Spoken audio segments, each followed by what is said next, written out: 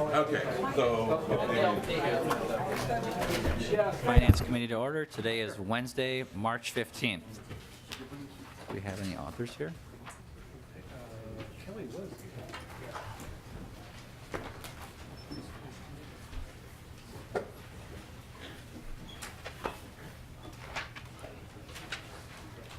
All right, we're going to start with my bill then. So members, the first bill we're going to start with, we don't have any other authors. We're going to start with House File 1162. That's the chair's bill. So the chair will move House File 1162 for possible inclusion in a later bill. And there is an author's amendment. At this time, I will move the A2 amendment to get the bill in the form that I would like. Is there any corrections, changes, or additions to that? No, never mind. That's my amendment. Forget it. Do we have the A2 amendment? Oh, we pulled it. Never mind. There is no amendment. So I do have an invited testifier, Mr. Dorman.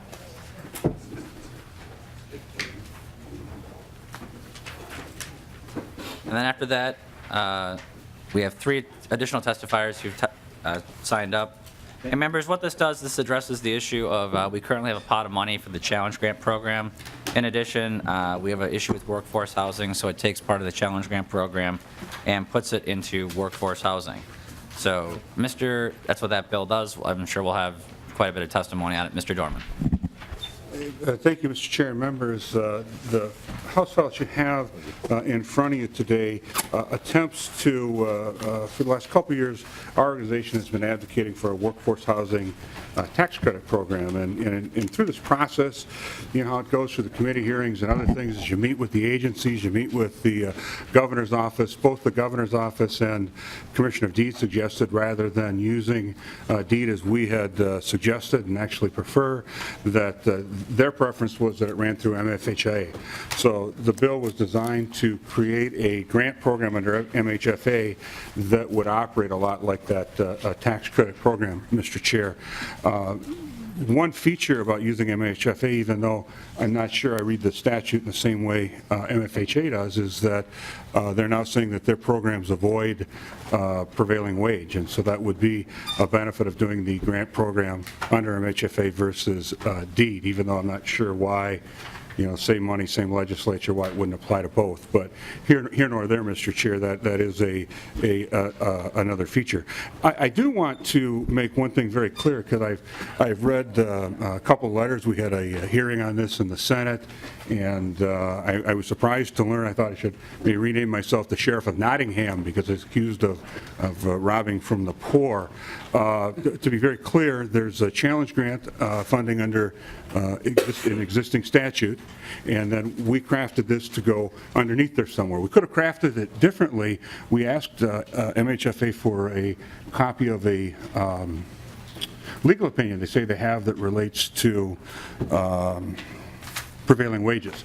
They wouldn't share that with us, and without that, we weren't sure how better to craft the amendment.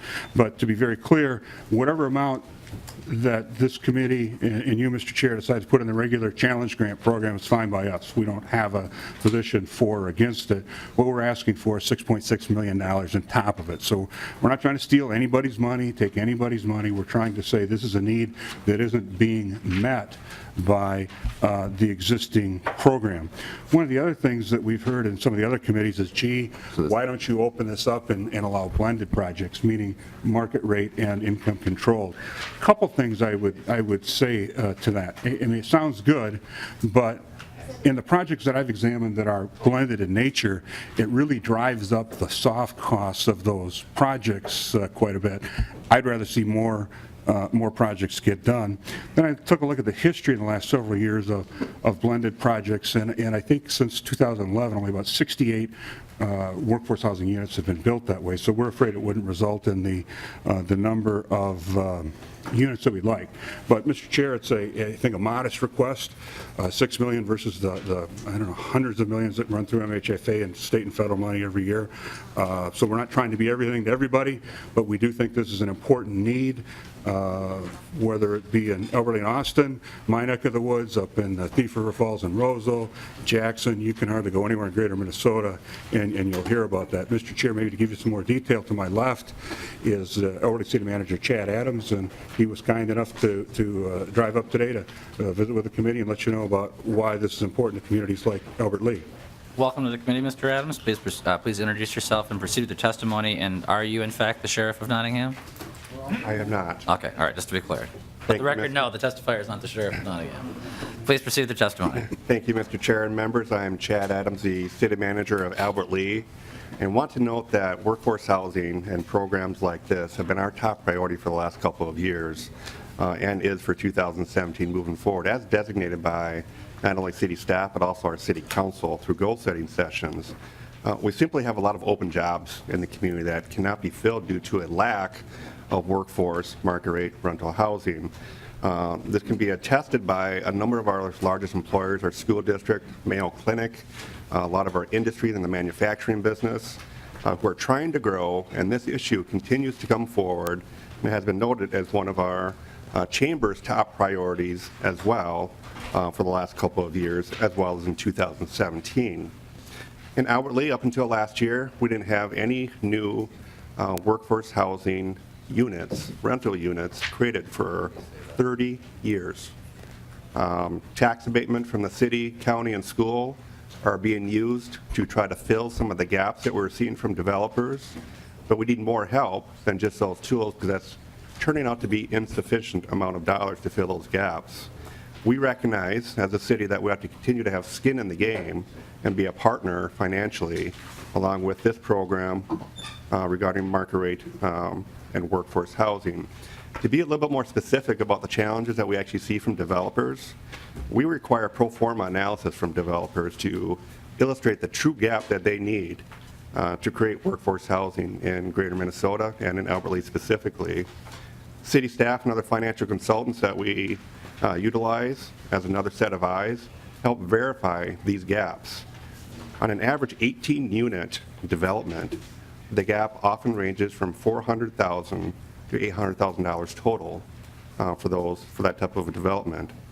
I should also note that this has become a large priority in Southeast Minnesota, where I've been a part of Southeast Minnesota Together, and I'm steering a committee on workforce housing, and we'll be having a workforce housing summit in May in Rochester to try to address, from a developer standpoint and from a community standpoint, how we can continue to resolve this issue, and certainly are looking for support from this committee on this legislation.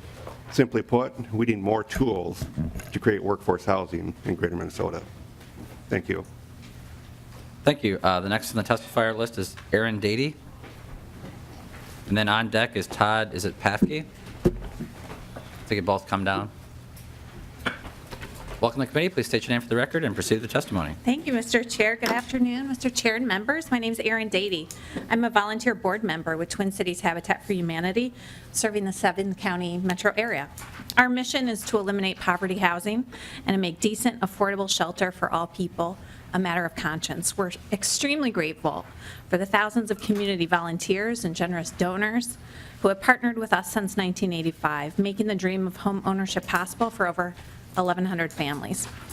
Habitat home buyers are prepared for home ownership through a combination of sweat equity, one-on-one financial coaching, home ownership training, and ongoing support, resulting in increased stability and decreased use of public resources. Affordable housing, as you know, is a multi-generational game changer for families and communities. A recent Wilder research report found Habitat home ownership leads to greater school success, healthier kids, stabilized families, and stronger neighborhoods. As a Homes for All Coalition member, comprised of over 150 nonprofits, faith communities, housing developers, school districts, health providers, and local units of government, we collaborate to secure investments in a continuum of services from homelessness prevention to homeownership. We are pleased that House File 1162 spotlights the critical need to develop more affordable workforce housing, as our own waiting list for Habitat homes far exceeds current resources for these working families. We are concerned, though, that this bill does not bring any new funding to meet this need, but instead diverts funding from the Challenge Fund to meet a subset of the statewide workforce housing need. The Challenge Fund is a flexible program that supports both rental and home ownership development in metro, suburban, and rural communities. Twin Cities Habitat, 29 other statewide Habitat affiliates, and many other affordable housing developers across the state currently use this important tool to make homes affordable for working families. This bill would effectively reduce resources and increase competition among developers that piece together the needed funding to create affordable rental and home ownership opportunities statewide. So rather than divert funds from the current Challenge Fund, we think that Minnesota families would be better served by an increase to the Challenge Fund, such as the Homes for All request for a $4 million increase. Thank you so much for your time and for your commitment to addressing the need for safe and affordable housing for Minnesotans statewide. Thank you, Mr. Chair. Thank you very much for your testimony. Mr. Pafke? And this is a public hearing. Are there any other members of the public who wish to testify in favor or voice concerns of the bill? Commissioner, you'll be next. Mr. Chair, if I may just leave the podium for a moment and allow Councilmember Jeff Brand from St. Peter to talk a little bit, and then if I could have a few minutes, that would be great. Okay, well, you're kind of cutting to the front of the line, but that's okay. I guess, well, Commissioner, is that We'll be okay? very quick. The Commissioner said it was okay. That's all right. We'll be very quick. Welcome to the committee. Please state your name for the record and proceed with your testimony. Yes, my name is Jeff Brand, City Council Member in St. Peter. Thanks for having me today to talk about what works in St. Peter. I'm a 5-year City Council member. We've been working quite extensively on the housing section of what works in St. Peter for quite a long time. We've had 3 iterations of development, whether it be the Nicollet Meadows, Washington Terrace, and now with Traverse Green in St. Peter, where we're actually forging ahead and creating opportunities for homes in St. Peter where otherwise the market isn't showing up to develop that land. We actually just put forth a request for bid proposals for 15 acres, and nobody showed up to the table with a proposal at all. But by that same token, we've got folks in the community who are actually actively looking for a developer because they want to live out there. They actually do want to develop homes in that area. So from our standpoint, St. Peter's a little bit interesting as far as the numbers go. Our vacancy rate for rental is less than 1%. We've got 30 homes or less for sale in St. Peter right now, when we should have a healthy number of at least 90 or more. Home sales continue to go. It's a seller's market right now, which is a good thing for St. Peter. This makes the case for why housing in our community is good for economic development. As far as making it go, we've spent a lot of time talking about Traverse Green, our recent project here in St. Peter. We all had a lot of heartburn about whether or not the numbers were going to work itself out. We used a lot of things, a lot of entities. We talked with Southwest Minnesota Housing Partnership. They worked together with the City of St. Peter and the Minnesota Housing Finance Agency to create the package that we have now. We're offering these parcels for sale in St. Peter. The process was quite an extensive process. It wasn't something we just quickly completed. It took a lot of time, a lot of insight. We had to make sure that the numbers worked for us in St. Peter. Luckily, we were able to make it go, and people are now purchasing in St. Peter. Also want to talk about the future for St. Peter. We're talking about sustainable growth opportunities for St. Peter. By having more homes on the market, what we're able to do is provide opportunities for new businesses to come to town, new services to be provided to existing customers, and citizens rather, and then also new customers for those businesses. And it's important for places that sell cars, that sell insurance, that sell groceries, all across the board. They hire people in our community. Those are good paying jobs, and we want to continue to make sure that we have those good paying jobs in St. Peter, so that helps.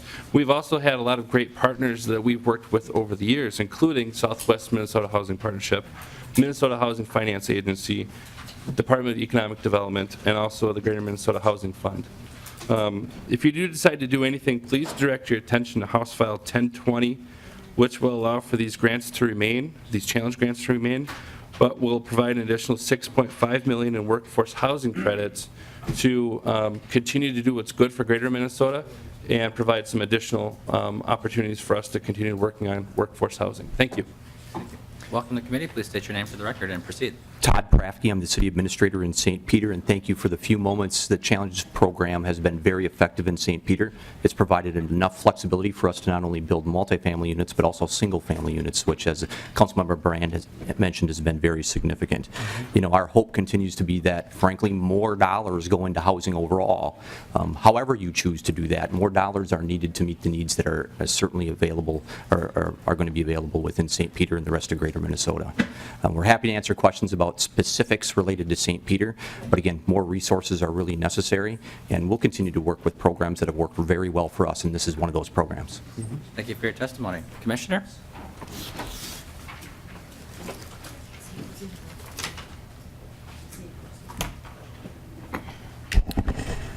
Good afternoon, Mr. Chair and members of the committee. My name is Mary Tingerthal. I'm Commissioner at the Minnesota Housing Finance Agency. And I think if there's one thing that this committee has heard over the last several days is the dramatic need for affordable housing, both ownership housing and rental housing within the state. And one of those subsets is definitely a continuing need for workforce housing, actually not only in greater Minnesota, but in the metro area as well. And I'm really pleased to say that since this body decided 2 years ago to establish a program at DEED for workforce housing, that together we and DEED over the last 4 years have financed more than 1,200 units of both rental and homeownership workforce housing located throughout the state. And it is in literally every region of the state: Thief River Falls, Roseau, Worthington, Jackson, St. Michael, Cambridge, Glenwood, Perham, Austin, Rochester, Owatonna, Mankato, Duluth, Hinckley, Grand Marais, and Lutzen. And we really, by our actions, have no quarrel with the need for workforce housing.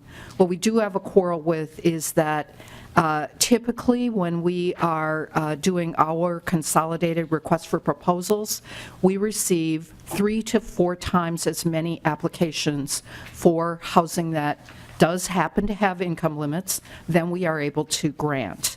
The Challenge Program, since 1999, when it was created by this committee, has been the essential ingredient for helping communities around the state, like St. Peter, like the Habitat for Humanity chapters around the state, to provide that gap financing that they need to make either homeownership, new construction housing work, or rental housing that does happen to have income limits.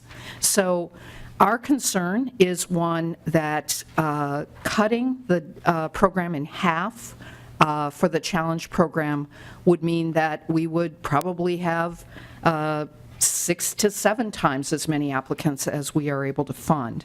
So there's not a question about need for housing, there's a question about where those dollars are located.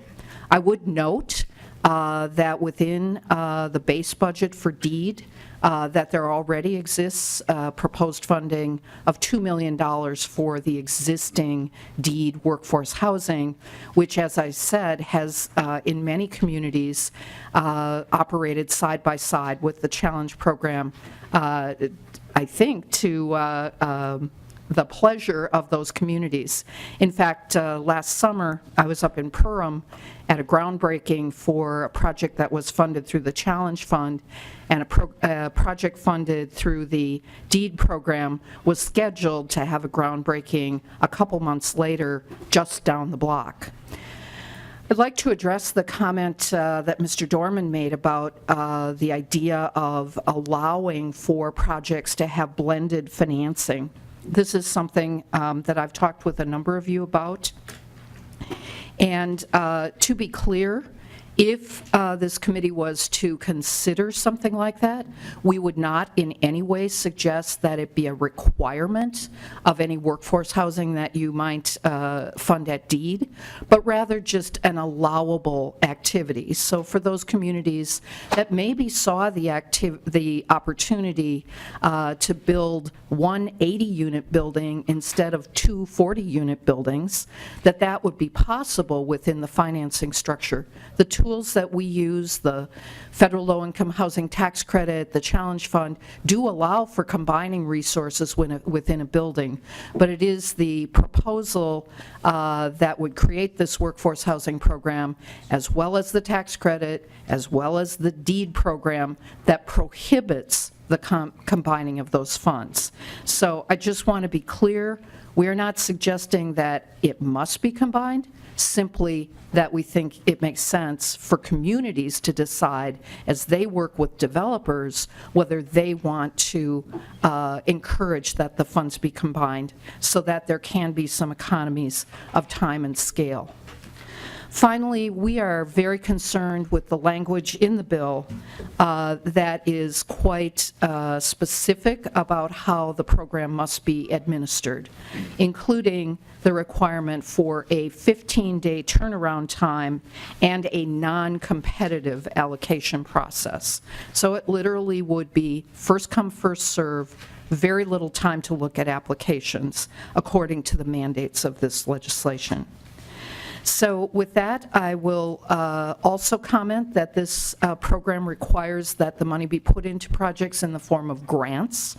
It has been the practice and continues to be the practice of Minnesota Housing that money goes into rental projects in the form of deferred loans. So that way, if a developer chooses to sell the property as a market rate property that has relatively high incomes, that certainly could happen in certain areas where property values are appreciating, we would have the option of requiring that money to be repaid and recycled back into programs in other communities in the state. So not only are we concerned about the dollar amount, but we are concerned with some of the specific provisions of the workforce housing fund that is established by this legislation. Be happy to answer any questions. Thank you, Commissioner. Are there any other members of the public who wish to testify in favor or voice concerns of the bill? Seeing none, we'll close the public comment portion. Move to member questions or comments. Questions or members from the committee? Representative Mahoney? So, this is a question for you, Mr. Chair. What's in the or fiscal staff, what's in the base for the challenge grant this year? Mr. Zempel, I believe the challenge grant program is funded at about, is it 13.4 a year? Or is it 12.4? But I'll defer to House staff on that.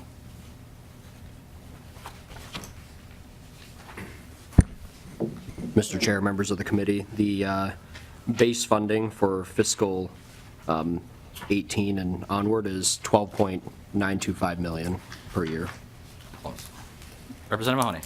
So, thank you, Mr. Chair. So, Mr. Chair, your bill, you want to take half of the money from the challenge grants? Is that correct? Is that how I'm reading this? That is correct. Representative Mahoney. Mr. Chair,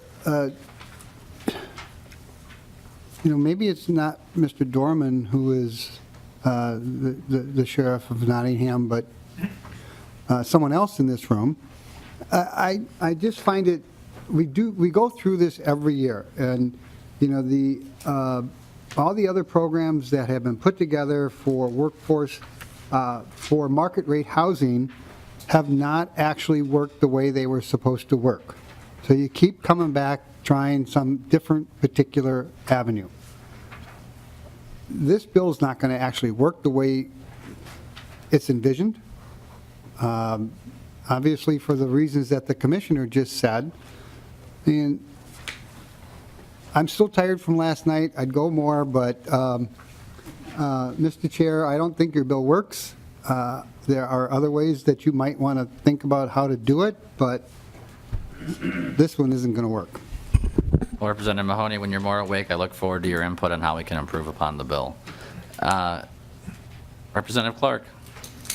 Thank you, Mr. Chair. Commissioner, I just wondered if you could elaborate a little bit more, and then maybe the author of the bill could tell me his thinking too. But the couple of the points you made had to do with concern about the turnaround time for approving or rejecting a grant application being 15 days. You indicated that could be a problem. Could you just describe a little bit more about that, Mr. Chair? Commissioner? Mr. Chair and Representative Clark, we have found that when we have dollars available for affordable workforce housing, that there is more demand than there is available dollars.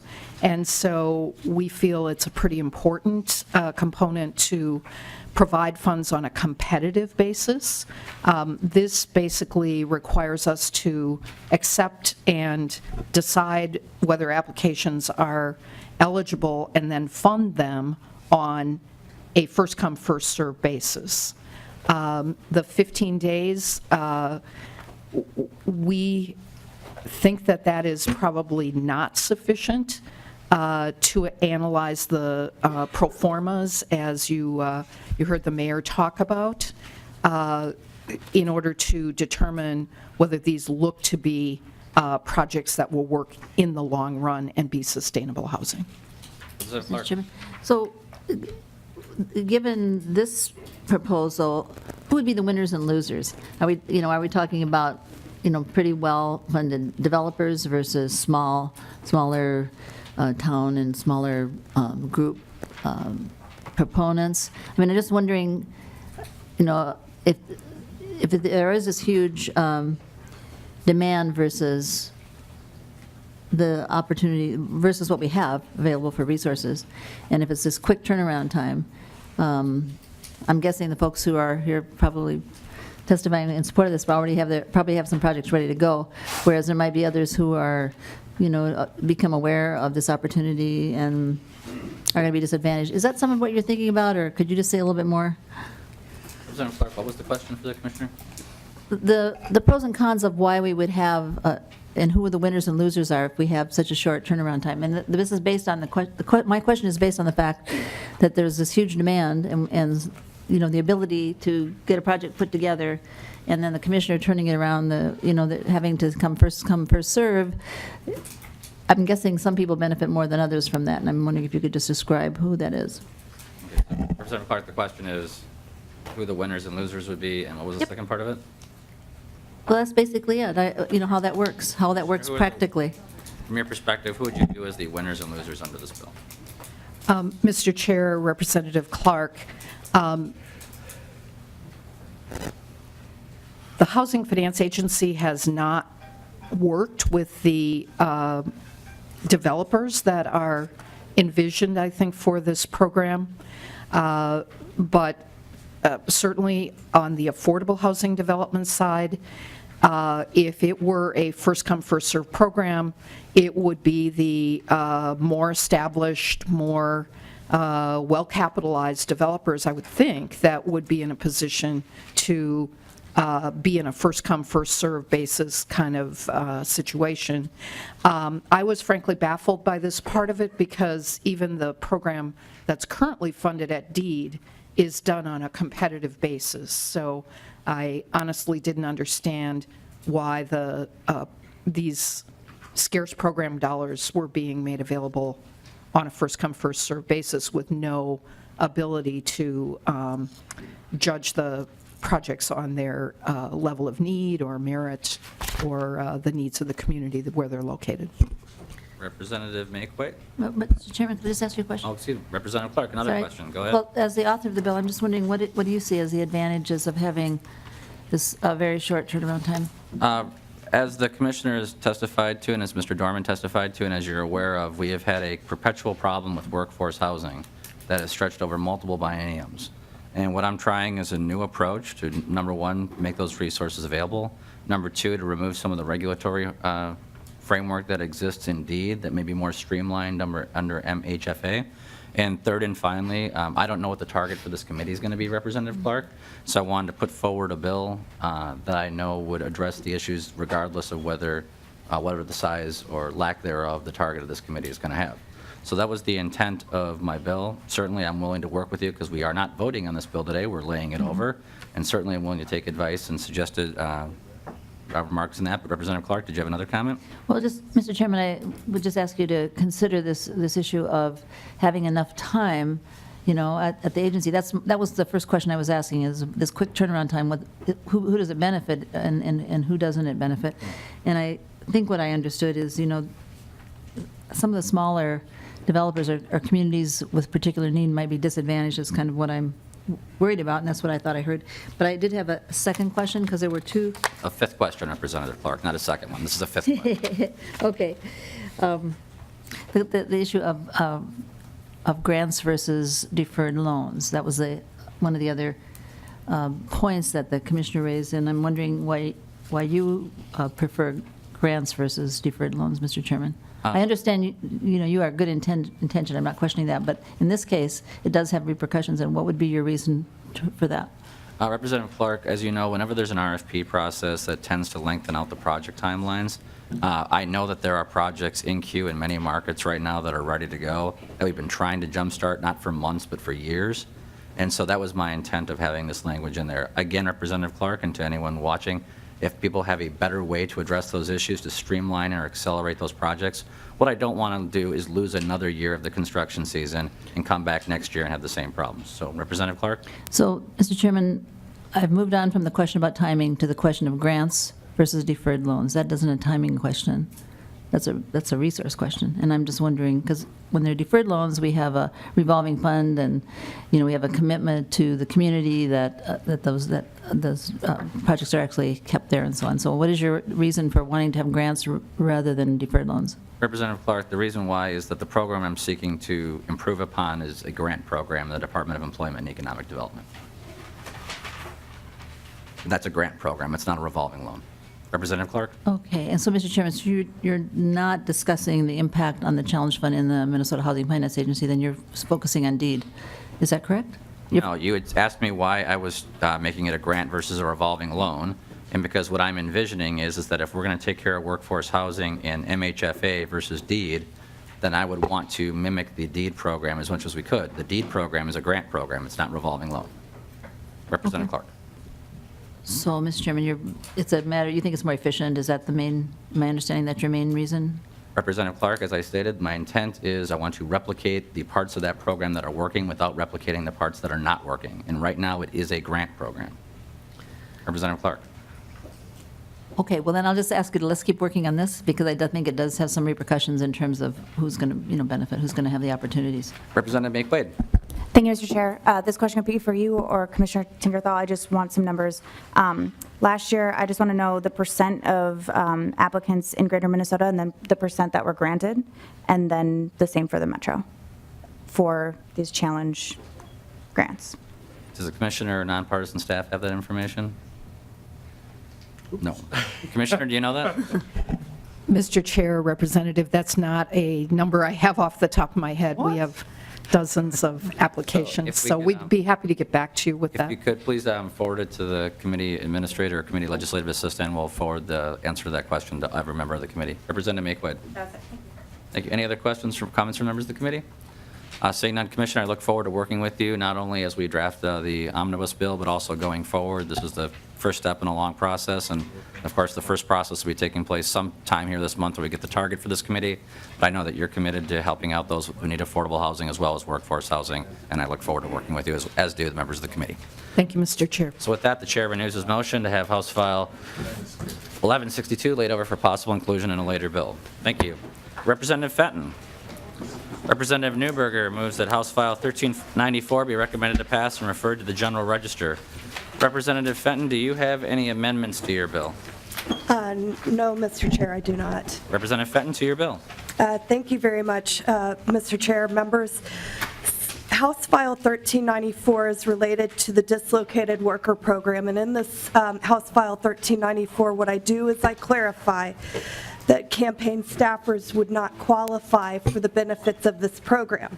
The dislocated worker program was designed for mass layoffs of 50 workers or more at places like iron mines, manufacturing plants, perhaps stores, some stores coming up that are closing where workers would be able to qualify for the benefits, such as Macy's downtown.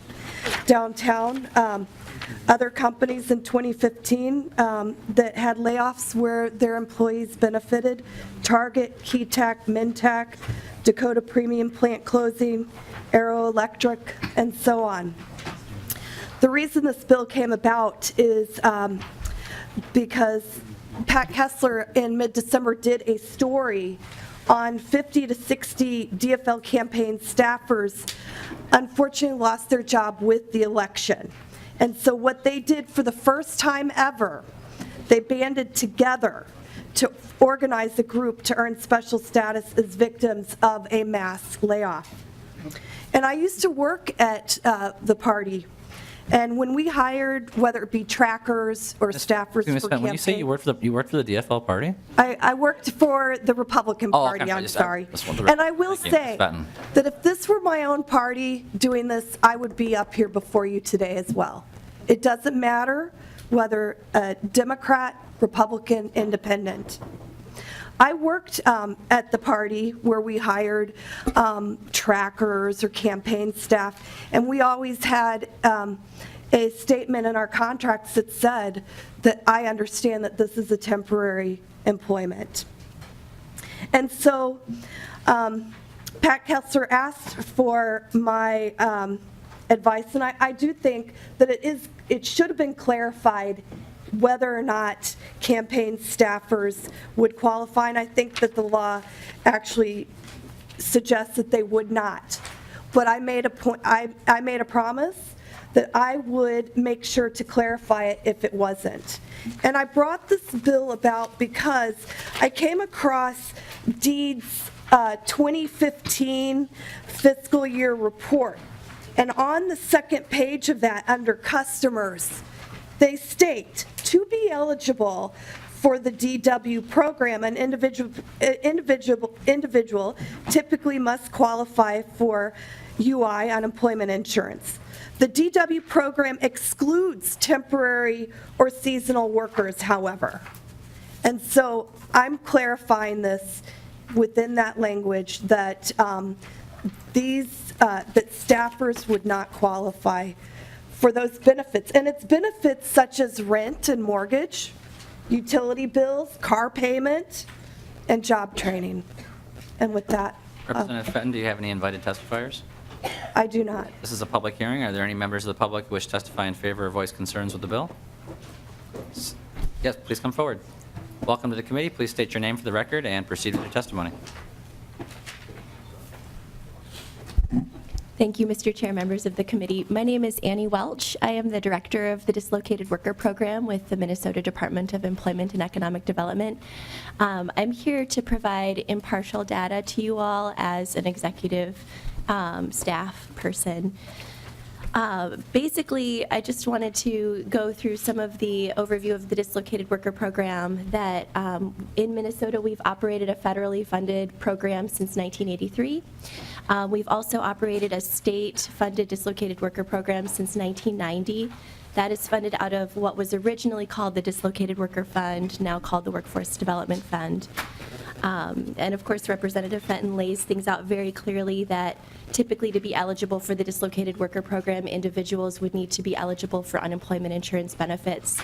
They must have lost their jobs through no fault of their own. We also have a few specific pieces with the state-funded program that individuals who are self-employed, this also counts for the federal program, but who lose their jobs due to economic conditions would be eligible for the program.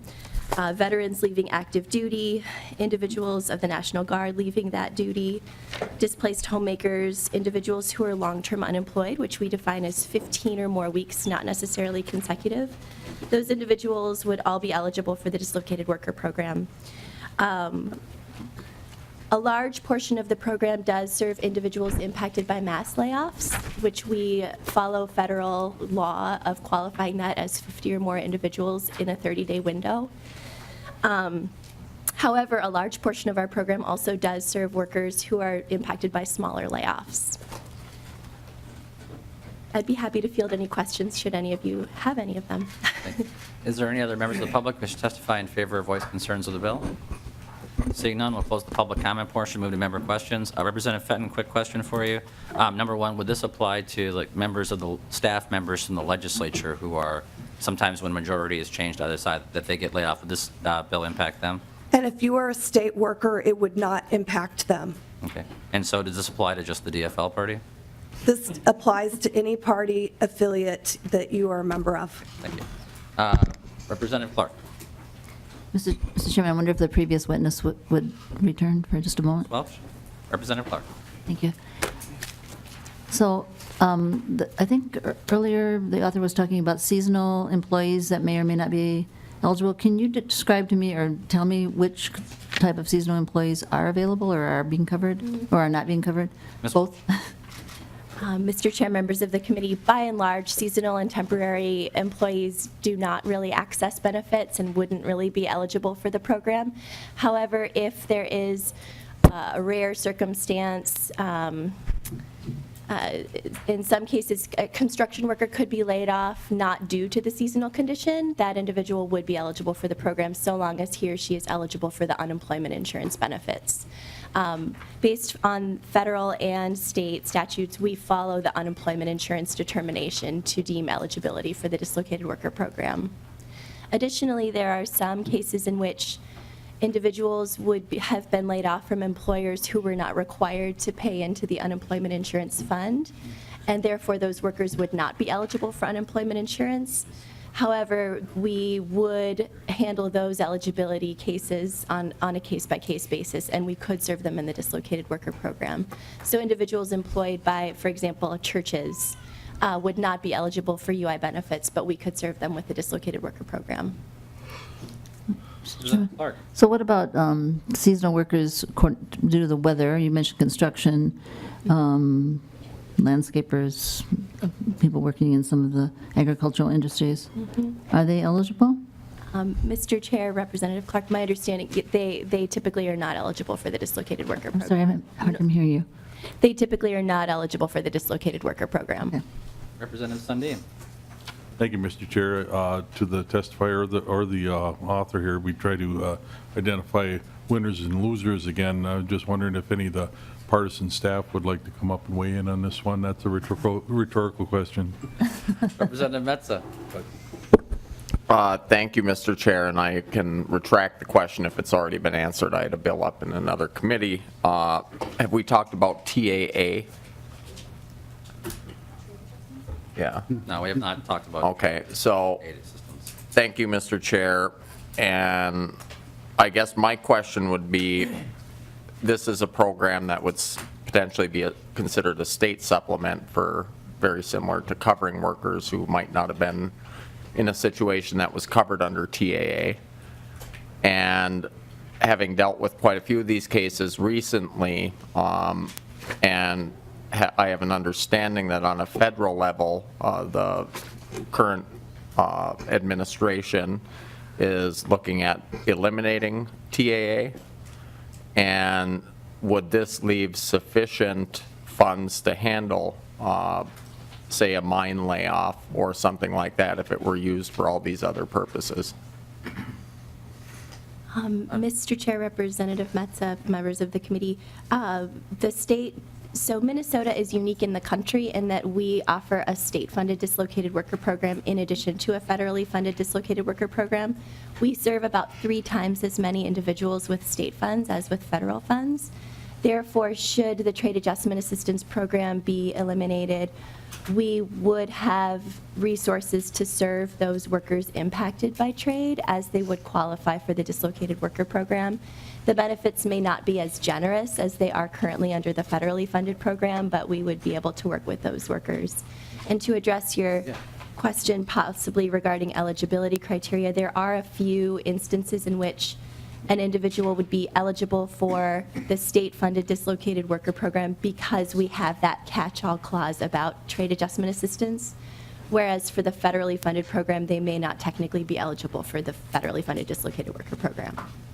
Thank you, Mr. Chair. And my point kind of is, you know, we've got an administration now that's looking at eliminating what is a very good program that I have many, many, many constituents on right now, and Representative Lehman does as well. And they're currently qualified for up to 2 years of job retraining, completely paid, and other services when they're laid off through no fault of their own. And in my mind, this is a program not designed to handle en masse those with the amount of funding the state is currently putting in. So if we had a layoff, I guess more specifically, that were equivalent to the downturn that we're just coming out of, and everyone, say TAA is no longer there, would this program be able to sustain just one mining layoff with the current funding that we give in a biennium? So Representative Metza, we have gone so far afield of this bill, I'm trying to figure out, can you just tell me how it's related in any tangential way to the Fenton bill? Because this opens up, Mr. Chair, because this opens up many other facets of folks to qualify, and I think that overall, it is relevant when we're talking about eliminating a program that's meant to take care of folks who lost their job for no fault of their own. But what's the, you can ask the question in a second, but how is it related to trade assistance? Do we have political workers on campaigns losing their jobs because of foreign trade, unfair foreign trade acts? How is this related to it? Representative Metza. I'm not talking about the political workers. I'm talking about the original design of the dislocated worker program and how it's worked in conjunction historically with other programs that were in place, and why we originally built this program, more so on a historical level than the current proposal. To the testifier and then to Representative Fenton. Mr. Chair, members of the committee, the program as a whole would certainly continue to serve individuals impacted by trade and dislocated workers. We offer one-on-one career counseling, assessments, support services, and job training. Those are our primary benefits. Again, we wouldn't be able to sustain the same level of funding for the long-term training that we've experienced in Northeast Minnesota with the mining layoffs. But the state-funded dislocated worker program would be able to serve those workers, provided they had that attachment to the labor force and the eligibility, of course, for unemployment insurance and so on. So, Representative Fenton. I'm just going to restate, I'm trying to preserve the integrity of this program, but clarify that campaign staffers do not qualify. Representative Metza. Thank you, Mr. Chair. That's it. Representative Howe, then Mahoney, then Moran. Well, thank you. And Mr. Chair, I appreciate you finally getting to my question as far as what the heck TAA stood for, because I was clueless.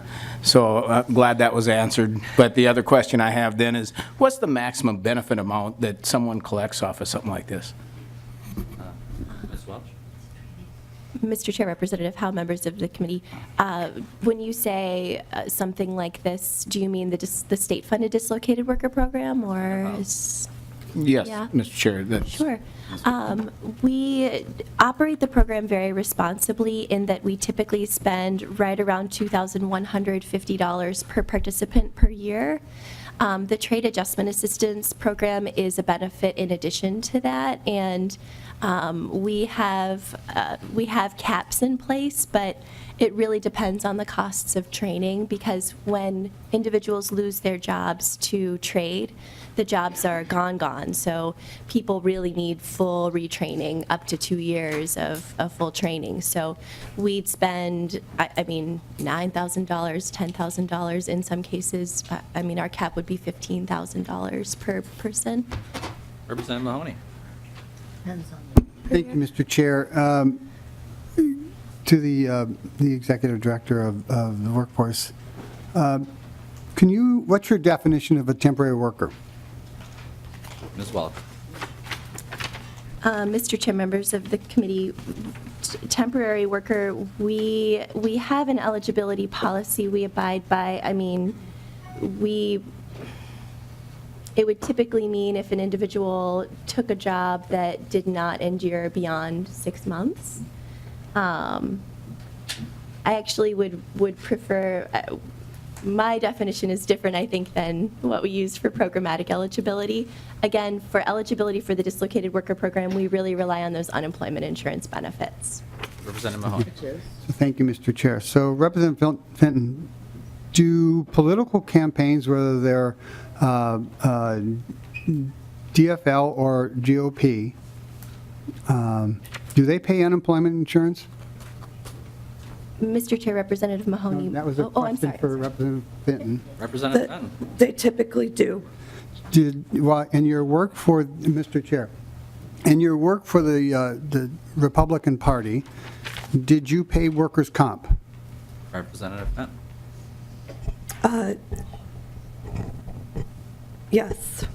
And Mr. Chair, Representative Fenton, in your work, and I'm trying, I'm going back to your comments about having worked for the party. When you hired trackers or staff or whatever, did you, even if it was for a campaign, did they typically work longer than 6 months? Representative Fenton? Not really. Representative Mahoney? But again, I did say in our contracts, there was a clause identifying that the job was a temporary job. Representative Mahoney? Thank you, Mr. Chair. And in your comments, you actually, the inflection in your voice was that these workers not only had the opportunity to, but did take advantage of rents and mortgage issues and retraining. Do you know if any of these particular people that were laid off after the election took advantage of rent assistance or mortgage assistance or job retraining assistance? Representative Fenton? That would be a question for those administering the program. What happened was, for the first time, 50 to 60 staffers banded together to form a group to use the program to have the status of victims of mass layoff. Now, this program is available to layoffs of 50 or more. So these staffers would have to form that group to get up to that number. And as far as administering and to who, I would ask for the administrator of the program to answer that question. So, Mr. Chair. Ms. Welch, did you have any information on if anyone in this class accessed these benefits? Mr. Chair, Representative Mahoney, members of the committee, we did set up a mass layoff project with the number 50 in mind, given that we reached out to House and Senate staff, DFL staff, RNC staff. 70 DFL staff and 100 Senate staff were identified as interested in that program, so we surveyed their needs. We set up a grant in the amount of $225,000 to serve up to 50 workers. However, only 2 individuals actually enrolled in the program. So what we've done is basically canceled that grant. It's returned back to the workforce. It's actually, we funded it out of federal money.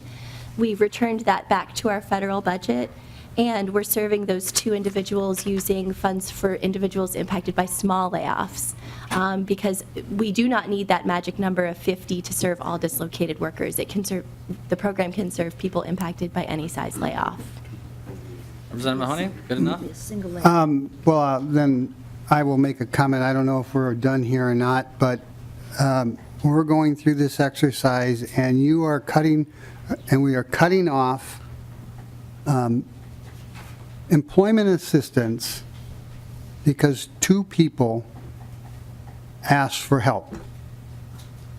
I have to tell you that the idea of creating a law for 2 people is ridiculous, but the idea that we help 2 people find a job a little faster is a good thing.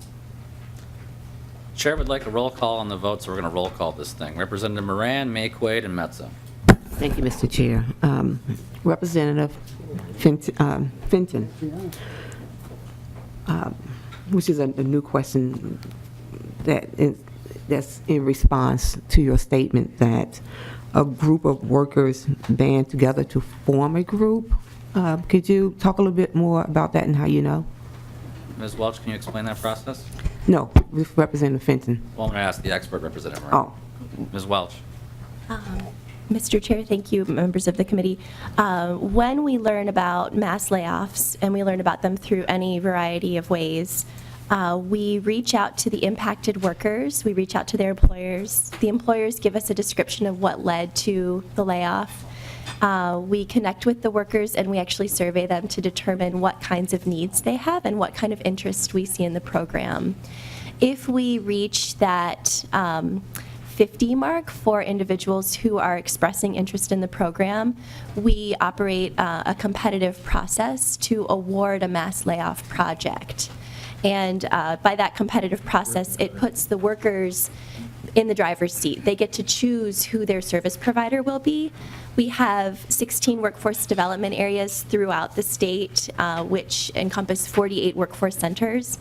And in addition, we have 8 individual service providers who can offer these services to these dislocated workers. The difference between services to an individual impacted by a small layoff and services to individuals impacted by mass layoffs is the dedication of funding.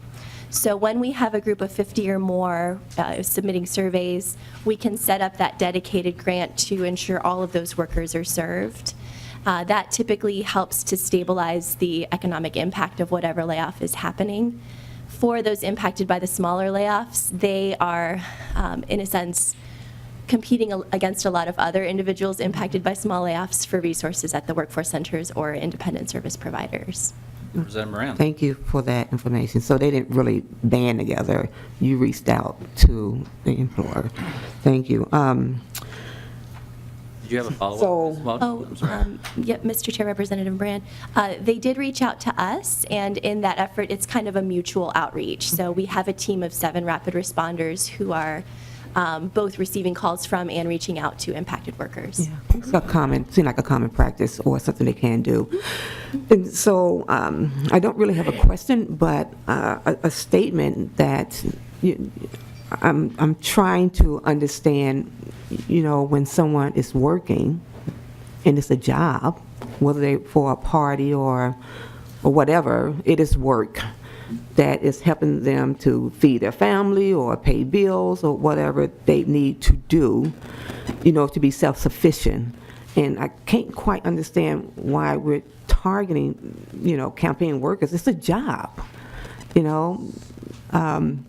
and why, we've created a process for people who are in the workforce to receive type of support that is needed for them. And it's just, whether it's 50 people who receive, benefits or the 2 that decided to take advantage of the law the way it is it's a good thing, it's okay. And so I just think it's really unfortunate that we are targeting, campaign workers for doing a job that they was hired to do. Representative Fenton. Thank you, Mr. Chair. Members, again, in the words of the DEED, the DW program excludes temporary seasonal workers. Campaign is a season. I see it as a seasonal work. I see it as a season, campaign season. Everybody uses it in that knowledge. I see a campaign staffer similar to a Christmas tree lot worker.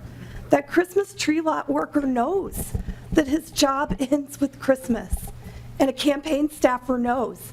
At the end of a campaign, there are wins and there are losses, but if you want to go further and have a job after that, you have to interview with following the candidate into the designated area where they're going. There's a win or a loss at the end of a campaign, it's not a full-time job, it's a seasonal employment. Mr. Chair. Representative Moran. But just because, Representative Fenton, you see it that way, doesn't mean that they cannot take advantage of the law that provides them the opportunity to receive workers, right? Dislocated workers' benefits, right? Well, Indeed agrees that seasonal and temporary workers are excluded. Okay, thank you. Representative McQuaid will be back. Representative Metza again and Clark again. Thank you, Mr. Chair. And I guess historically, and I'll be short here, this is a one question. President Trump just launched a campaign, and the way I look at it, it's 4 years in advance, or a little less than 4 years in advance of running for office. Would it entail all those types of employees? Is that your intent, to get anyone who works for a campaign period off, or just lower level staff? Representative Fenton. Thank you, Mr. Chair, members. It's campaign staff. It's anybody is defined under statute 10A under campaign finance. Representative Metza. Thank you, Mr. Chair. So just clarification would be, anyone, a state director included, would not qualify for this if they were looking for other work after their chosen party ran for, say, 3 or 4 years. They were working for an organization. They would no longer qualify for this benefit for retraining. Representative Fenton. If they fall under 10A, no. Okay, thank you. If you're employed by the state of Minnesota, yes, you would qualify. Representative Clark. Mr. Chairman, I'm wondering, did the workers that we're talking about here pay the assessment to the Worker Development Fund? The special $32 approximately fee for the worker fund? That's my question. Are they paying for that fund when they're employed? Ms. Welch, do these employees pay the workforce development fee? Yeah, Mr. Chair, members of the committee, my understanding is that the employers, all employers who pay into the unemployment insurance fund also pay into the workforce development fund, so yes. So Mr. Chairman, people are collecting on a fund that their employer has paid into to get retraining after a job loss. Is that, a good summary of what that workforce development fund pays for? Ms. Welch. Mr. Chair, Representative Clark, yes. Representative Clark. So, Representative Fenton, your party or my party or anybody else's party are paying a special fee. They're not just, this is not something people are getting as a special privilege. The organization is paying a fee to entitle the persons to get retraining. Do you understand that that's the situation, or do you think you contest that, or think it's some other mechanism? Representative Fenton. Thank you, Mr. Chair. I understand that. And again, please get the Department of Deeds report and read it. To be eligible for the DW program, an individual typically must qualify for UI. For the DW program excludes temporary seasonal workers, however, who make up a large portion of the UI recipients. So many seasonal and temporary workers are also paying, we're all paying into this program. Representative Clark. So Madam Chair, to our staff person, you indicated there are some exceptions. I think you talked about church workers, and I don't know what other else, but folks who, do they not pay into the, is that why, well, let me just ask you, do they pay the special fee for dislocated worker fund or not? Ms. Welch. Yes, Mr. Chair, members of the committee. The employers who are excluded from needing to pay into the unemployment insurance fund are also excluded from needing to pay into the workforce development fund. It really depends on the status of the workers. So the workers need to qualify with a certain wage that they earn so that those employers pay in. However, those who are exempt from the unemployment insurance rules are also exempt from the workforce development fund rules, is my understanding. So I just want to clarify again from the staff person. Good to see you, I'm sorry. Are there exceptions then when seasonal workers are eligible if their employers have been paying into the dislocated worker fund? Ms. Welch. If seasonal or temporary workers are deemed eligible for unemployment insurance, which we allow our agency's unemployment insurance division to then make that judgment call, we would honor that eligibility in the dislocated worker program as well. So there would be exceptions. Representative Clark. So, Mr. Chairman, is that what happened in this case? Well, in this case, my apologies, Mr. Chair, Representative Clark, the workers impacted by this layoff were eligible for unemployment insurance. So there was really no question of their, in most cases, no question of their eligibility. The only concern we might run into is if they didn't have a long enough attachment to the labor force, which that really wasn't a concern as well for most of those workers. that's really that's the logic that we follow for our program operations. Representative Clark. So, Mr. Chairman, it sounds like these folks were eligible under the law, and there's no reason why they should not be eligible for retraining, just as any other worker who is described, as you described, would be covered. I guess I'm trying to understand why this bill is before us. I know you keep pointing, Representative Fenton, to seasonal workers, but we just heard that seasonal workers who are paying into this fund are eligible. So it's a real particular target that you're making, rather than, saying seasonal workers are not eligible, because in this case they are. Ms. Welch, do you want to comment on that? Well, certainly, perhaps the distinguishing factor in our annual report, we would make the statement about the seasonal and temporary workers, because it could be related then to their attachment to the labor force. For people who work 4 months out of the year, they would not meet our criteria of having worked 6 of the last 36 months for eligibility criteria. But other than that, I mean, they would have been eligible, so. Well, then, Hold on, Ms. Welch, so the determination of whether they pay UI taxes or not, do you make that before they're an employee or after they're an employee? No. Well, our division doesn't really make that determination. It's made under the law, But right? before we know if an employee qualifies or not, they have to, we don't know that prospectively, we know it reactively, after they've worked a certain length, correct? Yes. So by definition, there are people who pay this tax who are not eligible for benefits. Because not everyone who pays the tax ends up qualifying. What the employer would pay in, Mr. Chair, the employer would pay in, and we're actually treading into territory that I don't feel comfortable answering questions about, so. And welcome to the legislature. Representative Clark, do you have any closing comments? Well, just a question. I think, I want to just be clear. Representative Clark, is this your last question, or are we going to have more I think it can be questions? the last one. Can it be, or will it be? What do you prefer, Mr. Chairman? I definitely want it to be the last one. It'll be the last one, then. Thank you. Okay. I'll definitely do that.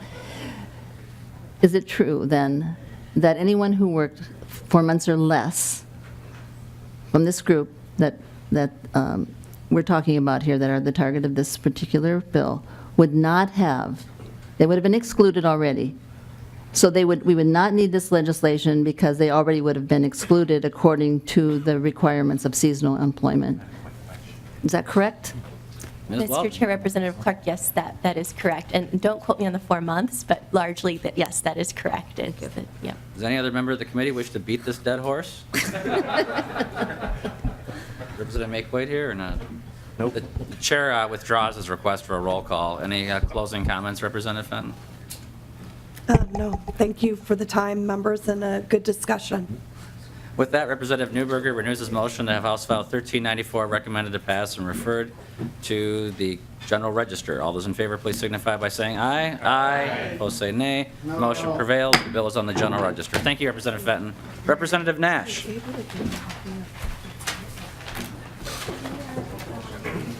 Representative Makewaite does not move. Representative Metza moves House File 1944, be recommended to pass and refer to taxes. Representative Nash, do you have a author's amendment? Yes, Mr. Chair, thank you for having me in today. I have a DE2 amendment to put the bill in the shape that I would like. The author moves the DE2 amendment. Is there any discussion? Seeing none, all those in favor signify by saying aye. Aye. Opposed, say nay. Motion prevails. The bill is now in the form it's like. Representative Nash, are any of the other amendments yours? No, Mr. Chair, they are not. Okay, so Representative Nash will go to your presentation. We'll take up the amendments at the completion of your presentation. Representative Nash. Very good. Thank you, Mr. Chair and members. Yeah, House File 1944 is a bill to honor the idea of working hard with your hands and to help high school students begin to understand and possibly achieve that. I'm the parent of 6 kids, and the law of large numbers says that one of them is probably not going to want to go to college. And I want to make sure that they understand that as their dad, as a legislator, as a lawmaker here in the state of Minnesota, that I honor that, and I want them to find that pathway early on. As somebody who's been in the community for a very long time, when I was mayor and city council member, I had lots of business owners say, Jim, we can't find good workers. We wish that we had a way to work with local businesses to get them turned on, get high school students exposed, turned on, mentored, and apprenticed so that one day they may choose to work in the trades. And Mr. Chair, that is the intent of this bill. There are some things in here that I think are different than things that we've seen in the past. We're trying to let local businesses know that we're making an investment in them so that they can mentor and keep safe the students that are going to be eventually in their charge. And in the essence of brevity, Mr. Chair, since I read Chair Garofalo face quite fluently, I will slow down and be quiet now. I do have some testifiers, and I know you have some other amendments that may be offered. We have 2 invited testifiers. Do they wish to testify this time? No? Joshua Makaros? Kyle Makaros, I'm sorry. And Don Mullen. Welcome to the committee. Please state your name for the record and proceed with the testimony. Mr. Chair, members of the committee, my name is Tom Getsky. I am the Executive Director of the Minnesota Builders Exchange and a proud resident of Eagan. I'm here today in support of any effort on behalf of the commercial construction industry in Minnesota to help get the word out to young people, male, female, all races, to get into and start working in the commercial or residential, the building industry in short. We have been working in the construction industry for a couple of years to help amplify the need to raise awareness with young people on the valuable careers that stand ready for them in the construction industry. We're trying to ensure a steady flow of construction workers and qualified laborers, and we're trying to spread the word, especially among high school people, about lifelong careers in construction. So in short, I'm really here to support any or all resources and programs that'll help ramp up the efforts to get the message directly to high school students and especially to their parents about the great careers that are ready to be filled by them. It's their choice, and we want them to think about working for a lifelong career in the construction industry. Thank you. Thank you for your testimony. Mr. Makarios?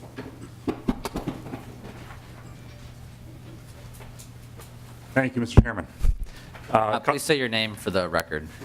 Mr. Chairman, Joshua Kyle Makarios, as you well know, with Carpenters Union. Mr. Mullen is not going to testify today, but I appreciate the opportunity to appear before your committee.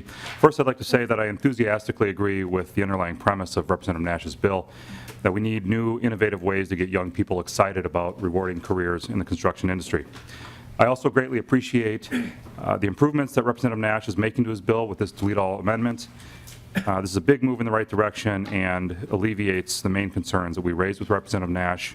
We greatly appreciate that movement, and we're going to continue to work with Representative Nash if there's a couple more wrinkles to iron out as we move forward. Thank you, Mr. Makarios. This is a public hearing. Are there any other members of the public who wish to testify in favor or voice concerns of the bill? Welcome to the committee. Please state your name for the record and proceed. Hi, Amy Wallstein with the Minnesota Precision Manufacturers Association. Just a quick word on the delete all amendment and connect me on a couple dots. With Representative Nash's VPSEO bill, we took a look at that and we really realized a lot of what he was looking to do was very similar to what Representative Rarick had proposed in House File 631, which we discussed in committee last week. So we took a look at how to sync those two pieces up, and that's the piece before you today. So MPMA supports efforts to strengthen the skilled workforce, and we think that the combination of the youth skills program with the incentives from House File 1944 are a powerful combination to improve our skilled workforce. Thank you. Are there any other members of the public who wish to testify in favor or voice concerns with the bill? Seeing none, we'll close the public comment portion, move to members' questions. Members, we have amendments that are labeled the A1 through A8 amendments. Is there anyone who wishes to offer any of those amendments at this time? Representative Mahoney. Mr. Chair, I'd like to offer the A6. Okay. And Representative Mahoney, As I'm looking here, this is referencing page 3, line 12, but there's no longer a page 3, line 12 on the bill. I'll ask staff to make adjustments as it goes on. Okay. Representative Mahoney. I would suspect everybody in this on all of these amendments, they'll have to make a small oral amendment. So on my amendment here, the line 1.3, it says program must supervise apprentices. Apprentices needs to be changed to, is a student learner, I think is in the bill? Student learner.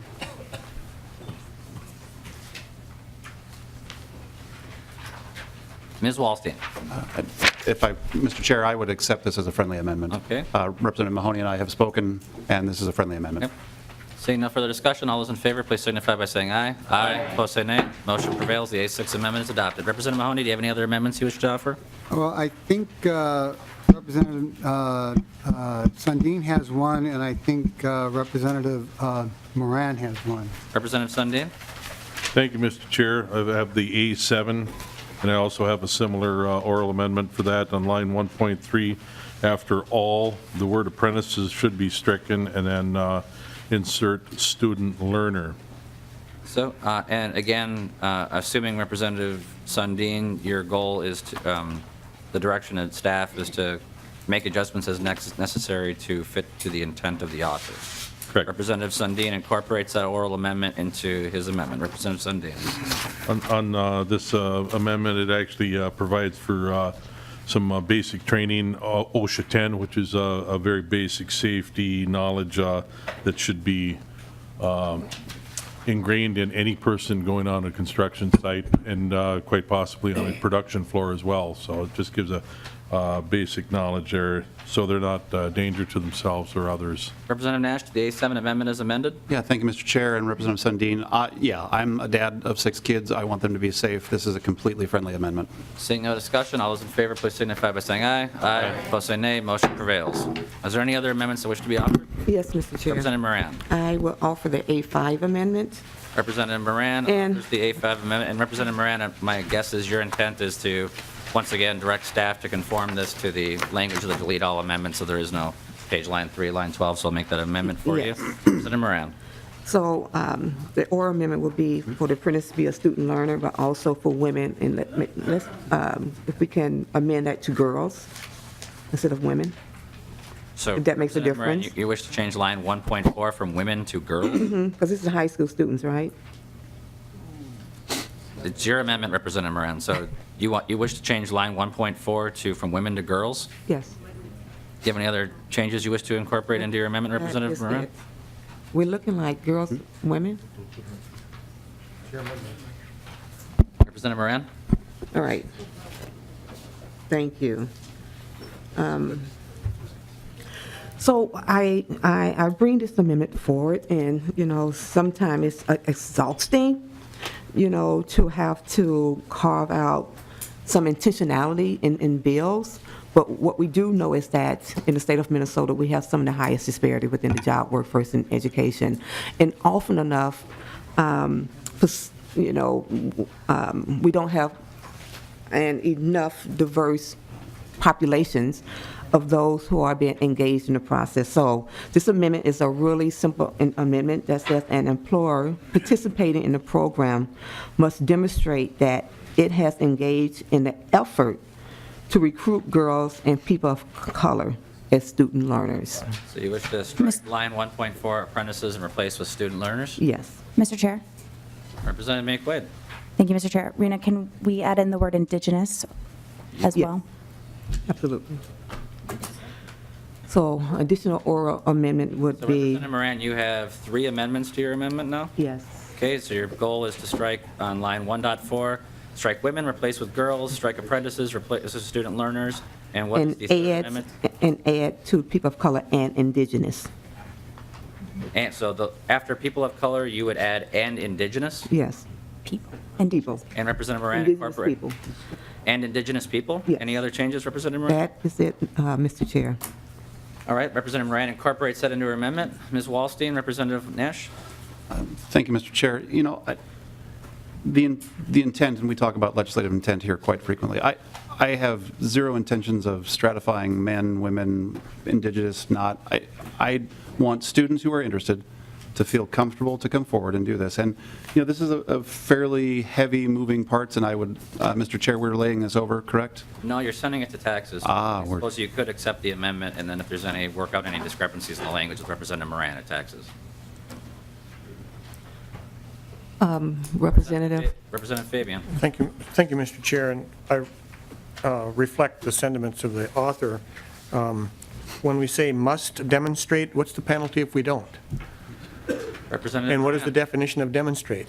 Representative Moran. There is no penalty, but we want people, I will hope that as employers begin to recruit and investigate those who are interested, that we have a pool of diverse individuals within our school system who are being tied to the trainings, to the opportunities that lies before them.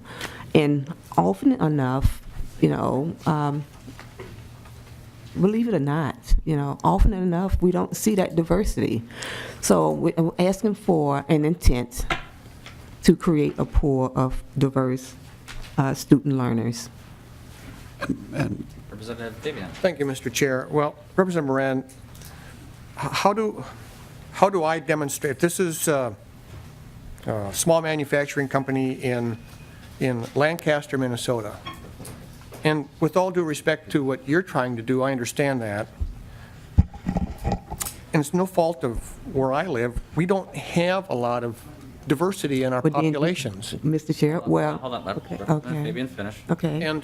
And I don't want to somehow have high school in Lancaster, Minnesota be excluded from a program because they can't demonstrate that they are doing this. I have complete faith and confidence in the intention of the author and the schools and so forth that I represent, that they would have this open to all people just naturally. And I'm concerned that this is going to somehow exclude a school district possibly because we don't have the same situation that we have in many other parts of the state. Yeah. So, Mr. Chair. Representative Moran. So I would, in clear common sense response, that if you didn't have people of color in your district, there would be the probability that you probably could not find students of color. But in a core cities like St. Paul and Minneapolis, it's more of a likelihood that we could. And I don't have the fate that you have, unfortunate. But my hope is that, I do believe in good intentions, but the hope is that we can put language in the bill that help to encourage people to seek a more diverse population of student learners. It's more of being inclusive. It's not so much about, trying to create barriers or putting people in positions where they're going out of their way to try to include student learners who are not there in their town.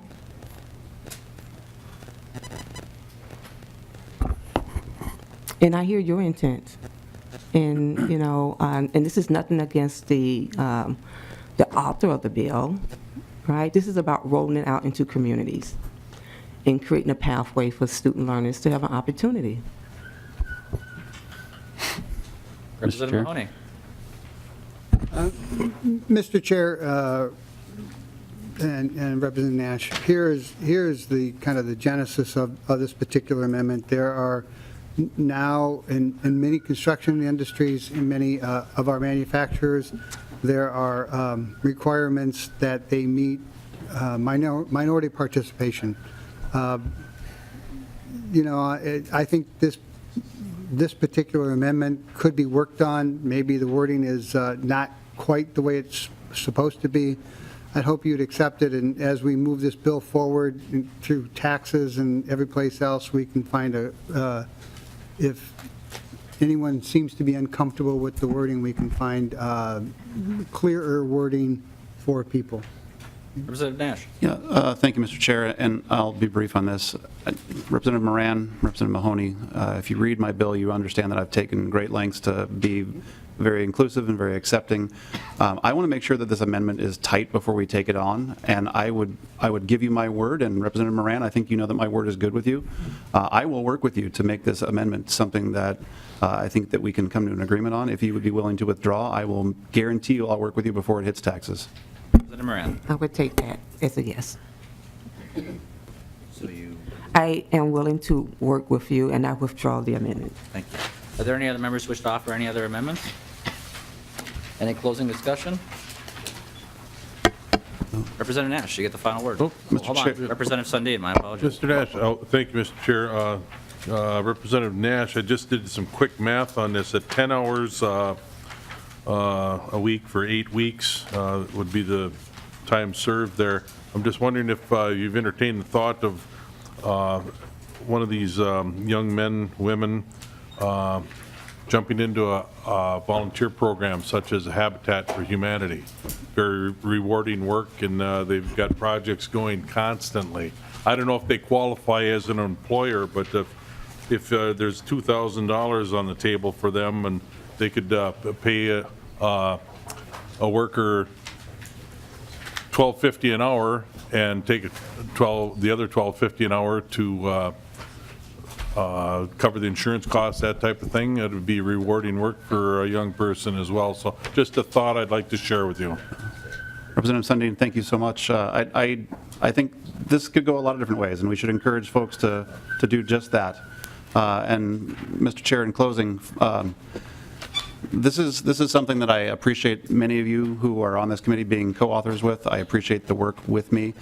This is a vision that I have had for some time. I'm excited by it. I think that it says to folks who work in the trades, we value you.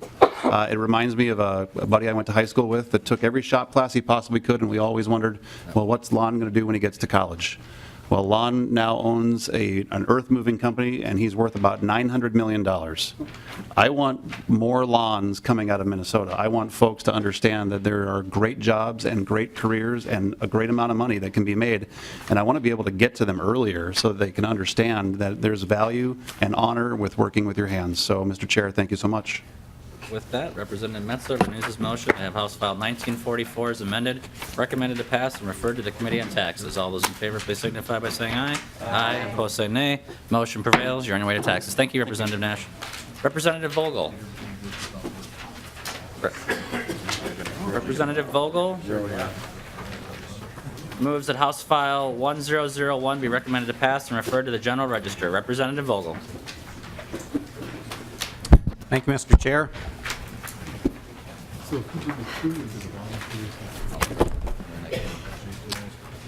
House File 1001 it deals with regulation in the housing industry.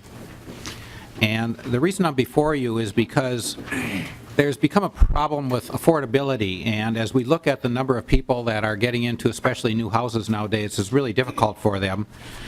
And one of the major cost drivers, unfortunately, has been regulation. And that's not to say that regulation is wrong or bad. It's just that cumulatively, regulations are starting to drive up the price of the house that makes it unaffordable. So what this bill does is to say that if there's going to be new regulation over $1,000, that it has to be reported to the legislature and approved before it can go into effect. And I know there will be some discussion relative to that being an infringement on regulatory bodies being able to put new things in place. But I'd like you to also, as we discuss this, listen to some of the drivers that are going into the cost of a new home, as well as this also addresses remodeling, so that we can keep homes affordable. You know, we're driving up now the average cost of the house well over $250,000, and that puts probably 50 to 60 at least % of the market, or the populace out of the marketplace for being able to get into a new house. And the other thing that's happening in the remodeling industry is with some of the regulations, it's making it difficult for them to take an existing house, remodel it, and make it affordable. So this is looking at the lower income spectrum of the marketplace more so than the higher income, I guess, because some of those people can probably afford a little more, as well as first-time home buyers to get them into a home so that they can hopefully move out in an apartment and create some equity for their family. And with that, I've got some testifiers, Mr. Chair, if I could, and have them explain more of the nuances of the bill. Welcome to the committee. Please state your name for the record and proceed to the testimony. Mr. Chair, committee members, thank you for the opportunity. My name is Dave Siegel, and I'm the Executive Director of the Builders Association of the Twin Cities in support of House File 1001. The housing industry supports this bill because it allows the legislature to exercise its proper and rightful role for regulatory oversight. I think it's important to note that this is not an effort to diminish the resource protections or the safety elements that are advanced by the various regulations affecting our industry. Frankly, BATSI agrees with most of the housing regulations, and we have tremendous respect for the professionals that implement those regulations and manage and implement those various rules and regulations. But we have reached a point in our industry for our homeowners where the accumulation of rules and regulations and fees are creating a substantial detrimental impact, an overwhelming cost for Minnesota families in our housing market. So some of you may say, why is this needed? Our industry seeks to build safe, durable homes at a price that families can afford. And similarly, our codes call for the creation of uniform and affordable safety standards. And in practice, what we find is that the affordability measure for homeowners is often the piece that gets forgotten or left out.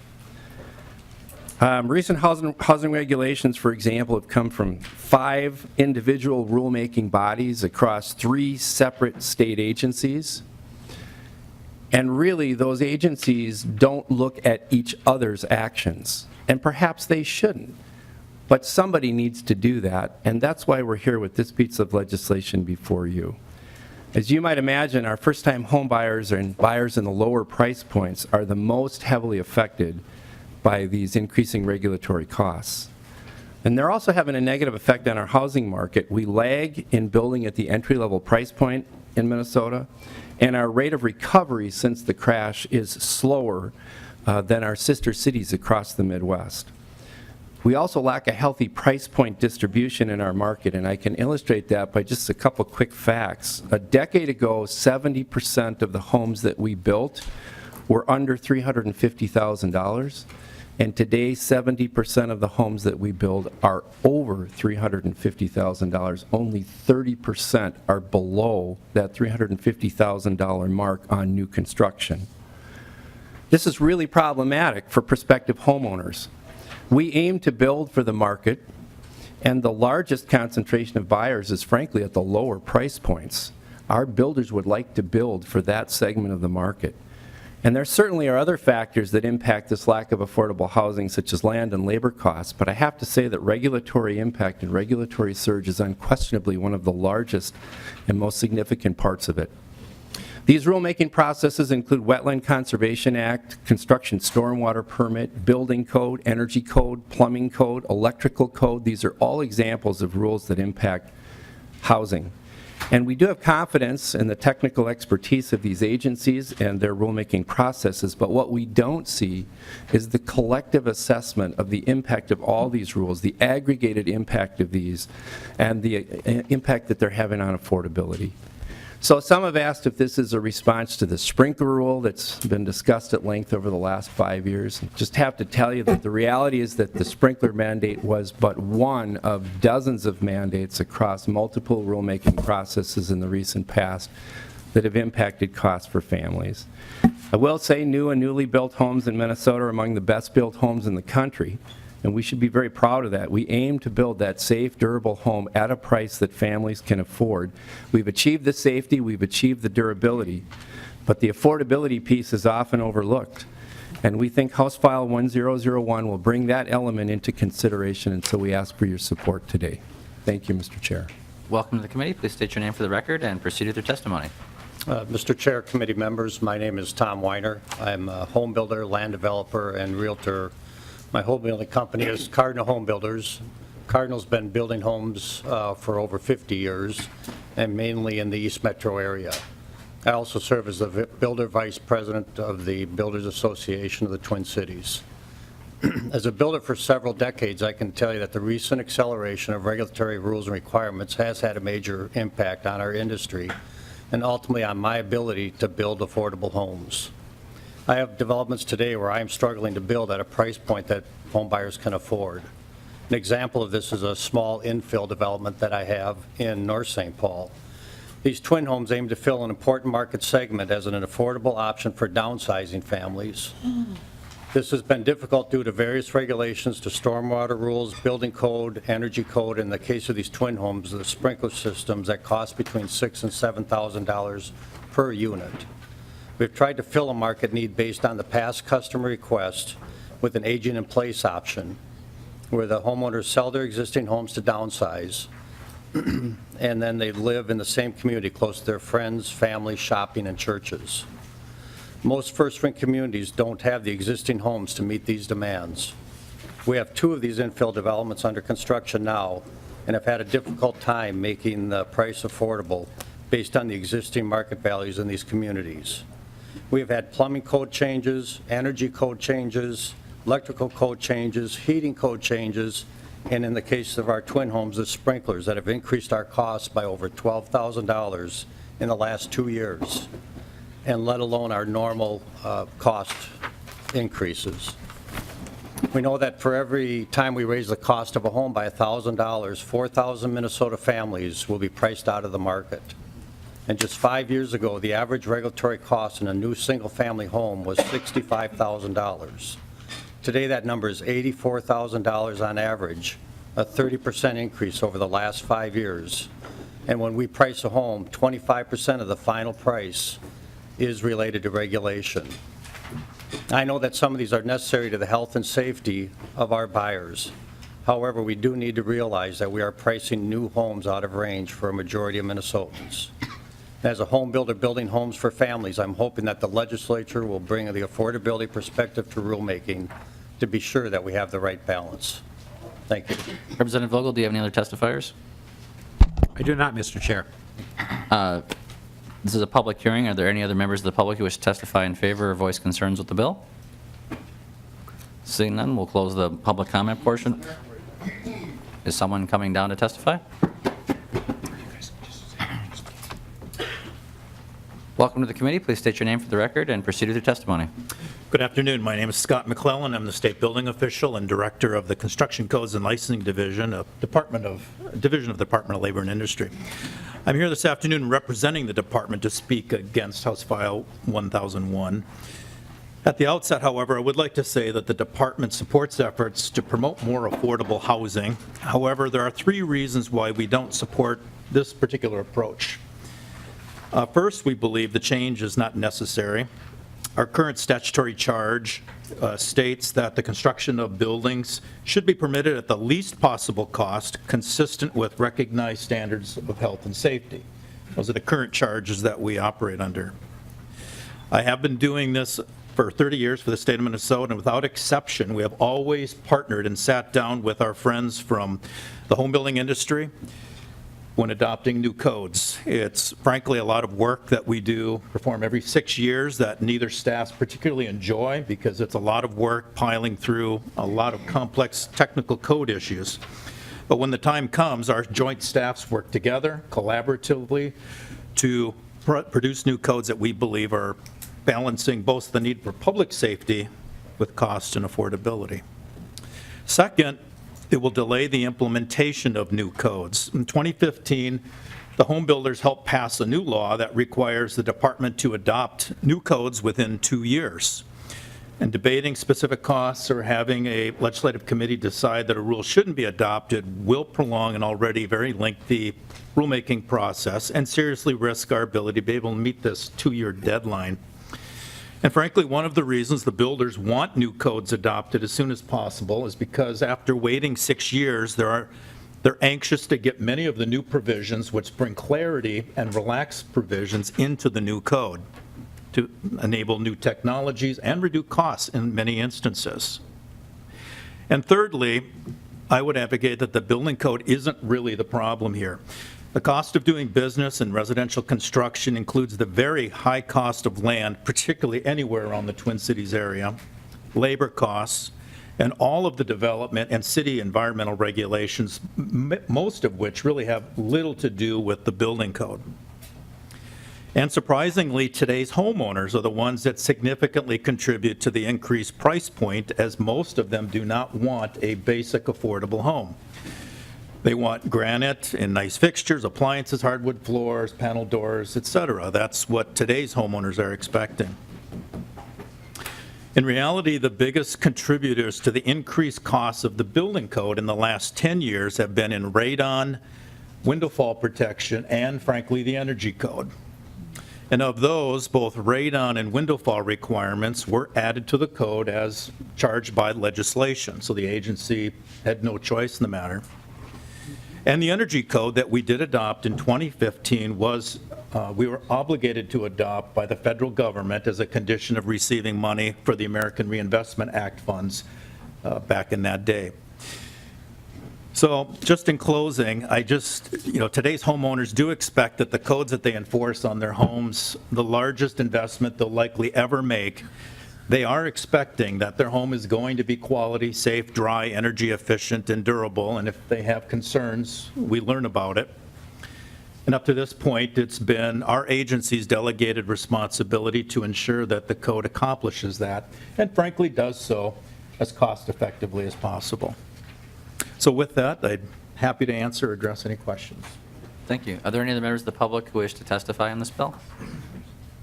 Seeing none, we'll move to member comments and questions. Questions from members of the committee. Representative Wagenius? Representative New? Representative Wagenius. Mr. then- Chair. Representative- For the testifier, you folks, before you mentioned the energy code, you mentioned the energy code. And I'm sitting here thinking about,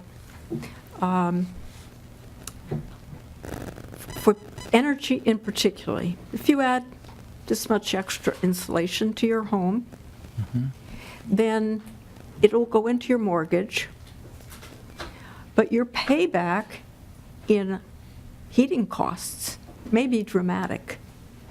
And so I worry that we are substituting upfront later costs for upfront costs. So tell me how you all deal with that particular issue. Representative Wagenius, who's the question for? Pardon? Who is the question for? Our current testifier. Mr. McClellan. Mr. Chair, Representative. The Department of Energy actually did an independent analysis of Minnesota's energy code and determined that there would be a 5.7-year payback for those energy improvements with an average annual cost savings of just under $700 a year. Now again, and the actual cost to implement the energy code provisions, we estimated approximately 75 cents to $1 a square foot based on the size of the home. But there is a relatively quick payback on those improvements. Representative Wagenius. Yes, thank you. I think as we discuss this, that's critical, because if we're talking about affordability, paying extra for years and years and years and years because you don't have enough insulation is not affordable. So it would be helpful if you would share some of the figures that you just recited to the committee To the testifier. in writing. Okay. Representative New. Thank you, Mr. Chair. My question is for Mr. McClellan as well. You indicated that you do a pretty extensive review of the individual codes. So my question is, there are a lot of codes under your jurisdiction, building codes, electrical codes, plumbing codes, et cetera. How do you specifically account for the cumulative costs of all of those individual codes? Because I understand you review them individually, but how do you account for that cumulative cost? Because that's really the concern here. Any individual cost is not nearly the concern as the cumulative cost. Certainly. To the testifier. Yeah, Mr. Chair, Representative, that's a good question. We have separate rulemakings for the building code, for the mechanical code, electrical code, and individually we're obligated by the rulemaking process to assess what the financial impact is on those codes, and we do that in a very detailed manner. but they are individual rulemaking. So one may indicate a certain cost level, and yet when the electrical code is adopted, that may have a separate cost impact. So you are correct. There's no one that's overseeing or reviewing those in totality or other environmental regulations, correct? Members, just a point of information, we have a hard stop in about 4 minutes, and we've got 3 people lined up to 10 minutes? All right, we got 10 minutes, 3 people, so just keep that in mind, please. Representative New. So just to clarify, there is no mechanism in place for accounting for those cumulative costs. Mr. Chair, Representative, correct, at least not from our agency perspective, yes. Or savings. Representative Mayquade. Thank you, Mr. Chair. This could be, I'm not sure who this is for, just so I can understand how many times, if this bill passes, the committee could expect to see, have us review this. How many times in the last cycle, 6 years, 3 years, would this have been triggered if this bill was law? To the testifier. Mr. Chair, Representative, if I understand you, you're asking how many times would our evaluation of the $1,000 have been triggered? Is that what you asked? Representative Mayquade. Thank you, Mr. Chair. Yeah, I'm just trying to get a sense of how many times would we have to review, how many rules would have triggered this in the last 6 years, 3 years, however many times this has been changed? To the testifier. Mr. Chair, Representative, we have, as it affects the residential realm, there are 11 different codes from residential, mechanical, electrical, plumbing that could impact residential construction. 11 different chapters of Minnesota rule that could be affected. Representative Mayquade, follow up. Thank you, Mr. Chair, yes. So in the last 6 years, of those 11 different chapters, how many rules have been changed that would have cost over $1,000 that we would have had to then review if this law had been passed at the time? To the testifier. Mr. Chair, Representative, that's a very good question. Probably the easiest one is just the one that we did in 2015, to my recollection. Normally, in the cycle of adopting a new residential building code, frankly, there aren't many changes. Maybe some additional smoke detector locations or wall bracing or shingle requirements, very rarely. This last cycle, for example, there was a provision that required sheetrock on the bottom side of trusses over unfinished basements. That was probably the most prominent potential code change. Now, builders have a choice. They could use 2x10 construction and not have to sheetrock it, or if they went with engineered trusses, the fire service has been lobbying for years to protect firefighters from falling through floors. So we did that provision in the code. Depending what kind of what contractor you ask, that could range from 50 cents a square foot to $1.25 a square foot. Hence the complexity in determining value depending who's bidding the job.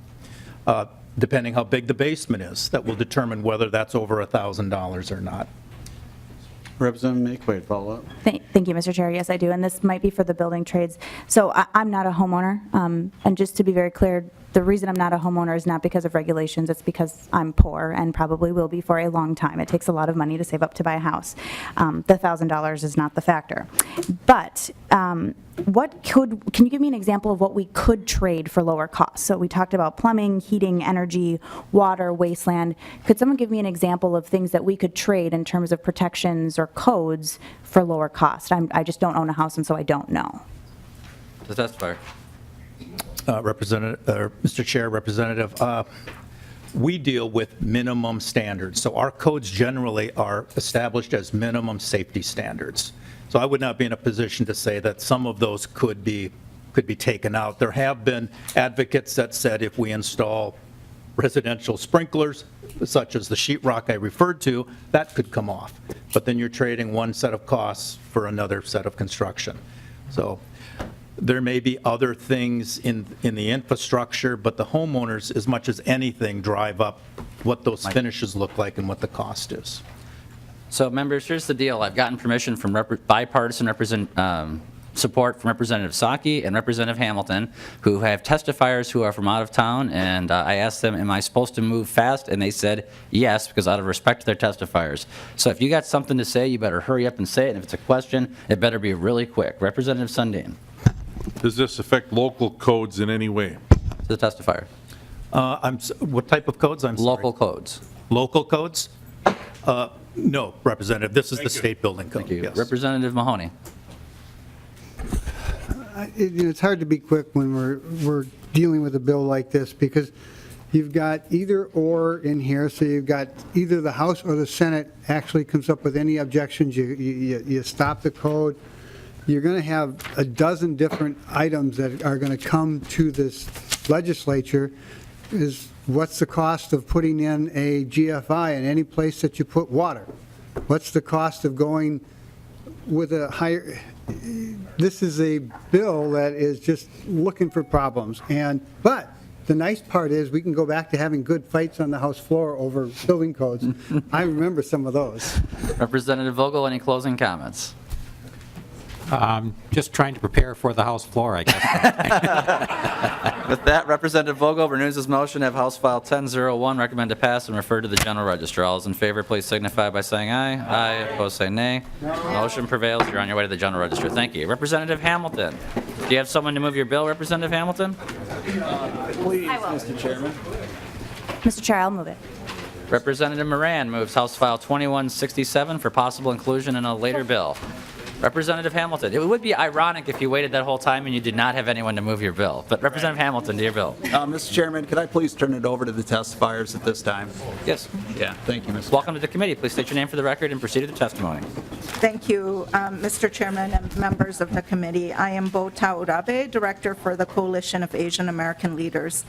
I'm here today, and I want to start off by just sharing a bit about my background because I think it has relevance in this bill. I've had over 20 years of experience in the nonprofit and sector, having served as executive director of both local and national nonprofits. Today, the work of the coalition is we bring nearly 600 Asian American leaders from throughout the state who work in the nonprofit, private, and public sectors who come together to work on issues that improves the lives of community. In addition to bringing leaders together, we actively collaborate with partners and organizations who work throughout the state of Minnesota to make sure that our communities are vibrant and thriving for all people. You will see that this bill has broad support if you look at your handout with with 35 organizations who've signed on to support it from various communities who work throughout the state. Today we have 20 supporters, a few have left, but they represent different communities and are here because they think this is extremely important. Our partners, supporters, and I are here to discuss the significance of House File 2167, the Nonprofit Infrastructure, Workforce Development, and Partnerships Program. This bill asks for investments in the infrastructure of small culturally specific organizations that primarily serve the African American, Asian American, Latino American, and Native Indians. These organizations serve the most vulnerable in our communities. For example, 93% of Asian elders are limited English, and almost 3 out of 4 Asian students are English learners, and just 57% own their own homes. According to the state demographer, Asian Minnesotans are a population of 256 and is the fastest growing population in the state, followed by Blacks and Hispanics. We expect that by 2035, populations of color will be 25% of our state. So we think that these community organizations not only provide relevant services because they hire people who come from the community who are culturally and linguistically providing services to the community, but they also build an important workforce. These organizations are often the backbones for many in our communities who are striving to fully participate and contribute to Minnesota. For example, when my family came to America, we depended on these cultural organizations to help us acculturate and achieve our goals of economic self-sufficiency. My parents relied on the organizations to help them navigate complex government institutions and programs, and one such organization helped them pass their naturalization exam after failing on their own. Later on, my mother was able to become a licensed child care provider because of the support of one of these organizations. And today, we're proud that they are American citizens, they are homeowners, and they are entrepreneurs. As you know, Minnesota's growth in populations of color is not just in the Twin Cities. It is sometimes largest in other parts of Minnesota. So community nonprofits like the ones that help my parents are important to thousands of Minnesotans who may otherwise find it challenging to navigate systems such as education, banking, housing, etc. In a little bit, Kate Barr, the Executive Director of the Nonprofits Assistance Fund, and Rebecca will be talking about their work. So Cal and our colleagues who are behind me, we are here because we believe that having your support for this bill will help to translate the services that these small organizations provide to meet the needs of our community, but also to build Minnesota's economy. And it really offers the opportunities for these small organizations to invest in their community by continuing to provide training for many who are entering the workforce for the first time so that they can enter other professions. The work of these nonprofits throughout Minnesota improves lives, strengthens communities and the economy, and lightens the burden on government, tax dollars, and society as a whole. So I'm here with my colleagues to request for your support of House File 2167 and to fully fund the program. Thank you. Thank you. Welcome to the committee. Please state your name for the record. Mr. Chairman, we can, I know we're short on time, right? So we could take questions? It's a good bill, we should all vote for it. This is a public hearing. Are there any other members of the public who wish to testify in favor or voice concerns of the bill?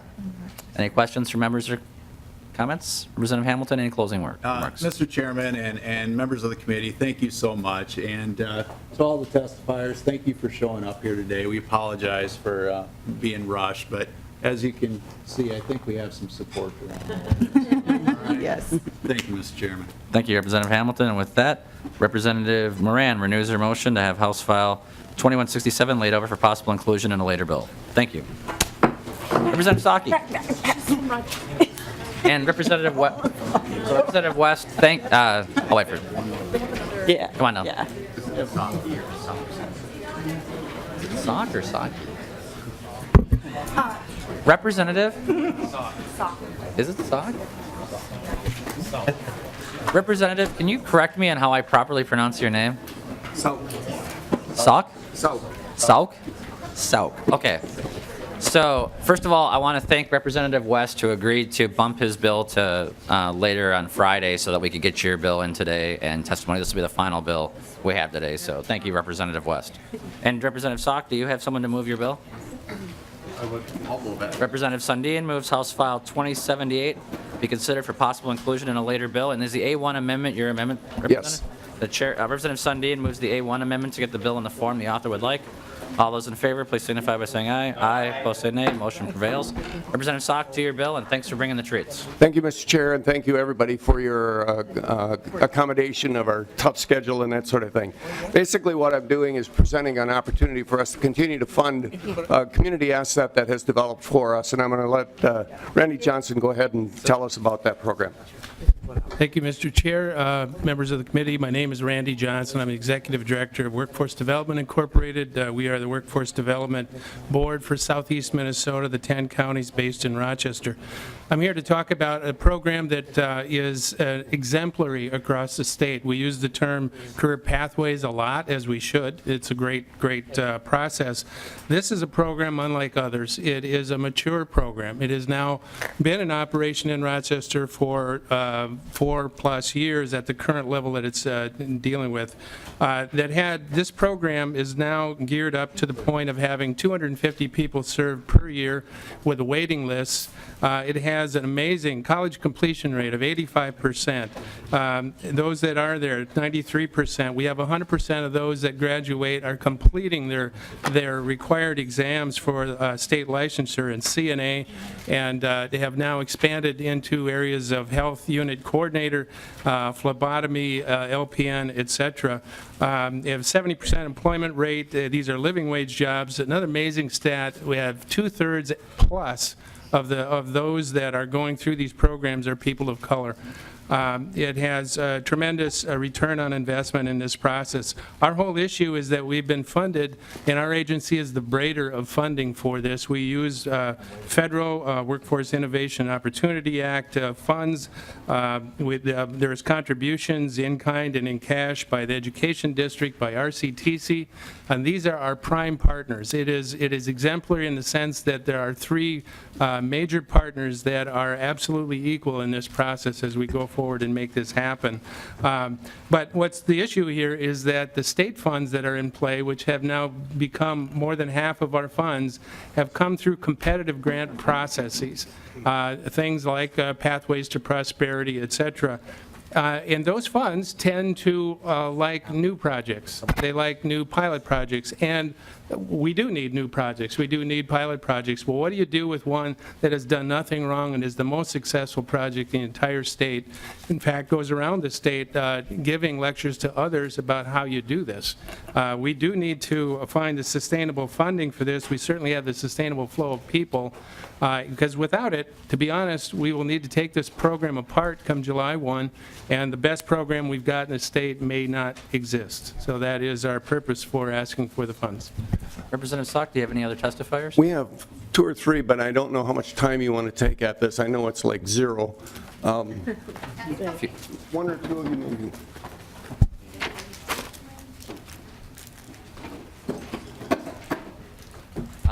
Members, just if you could, House File 1131, if you could just put that back in your packet so we can reuse it for a future time so we don't waste any paper.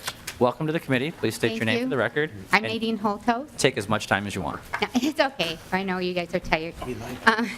I just wanted to walk you through what happens. I'm Nadine Holtos. I'm the program manager at Hawthorne Education Center, and that's the adult basic ed program in Rochester. And we partner with Workforce Development and Rochester Community and Technical College, RCTC, in the Bridges to Healthcare program.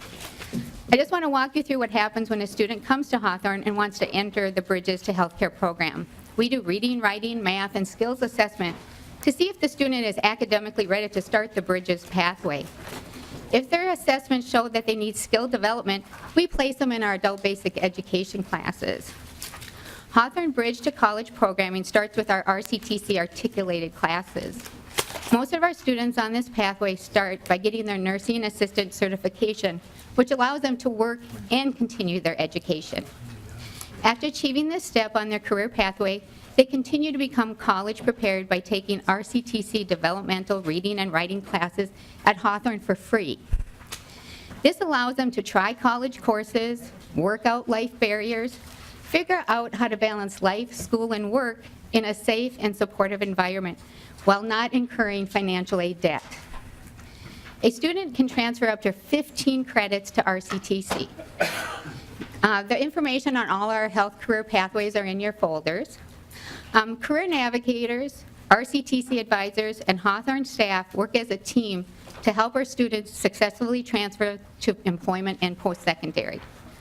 We believe the success rate is due to academic preparedness and academic wraparound services that workforce navigation support and RC transition support. The most important part of this collaboration is that all 3 partners work as a team to prepare diverse, low-income, underserved population to become financially stable. That's our purpose. Thank you. Thank you very much. Is there any other members of the public who wish to testify? Welcome to the committee. Please state your name for the record and proceed with your testimony. My name is Savita Kataria, and I'm one of the navigators for the program. So my title is Financial and Healthcare Navigator. It's a long title, but that's my title because I do 2 jobs. 2 part of it, one is financial navigation and other is career counseling. So I work with these students and I provide direct financial and career navigation services to students facing financial barriers and other challenges to post-secondary education and seeking employment. And the challenges are, while they're supporting themselves and their families and going to school, that's a lot of things to handle, but our students are mostly 67% out of that are coming from first generation, going to college, and facing many barriers along the way. as I was putting this together, what's my reward? Tears of joy, lots of hugs and smiles, and so many thankful faces that says you have turned my life around, and that's what we do with this program. So just to give a glimpse of my little examples, one of the students just won Beat the Odds scholarship at RCTC, and she just started 1.5 years ago with this program, tons of debt, and come through, and now she's Beats the Odds scholarship winner for the college. This week, there are 5 students starting in Mayo School of Health Sciences, phlebotomy program, and that's 5 out of 12 students that are accepted in the program, highly competitive program. And so the 5 out of 5 got accepted, 5 applied, and 5 got accepted to the program. That speaks a lot for the outcome this program is giving. And I often hear back from the admission counselors that your students come with the most preparation and they do not drop out like some others do, because 10 weeks program is very, very challenging and very hard. It requires a lot of work.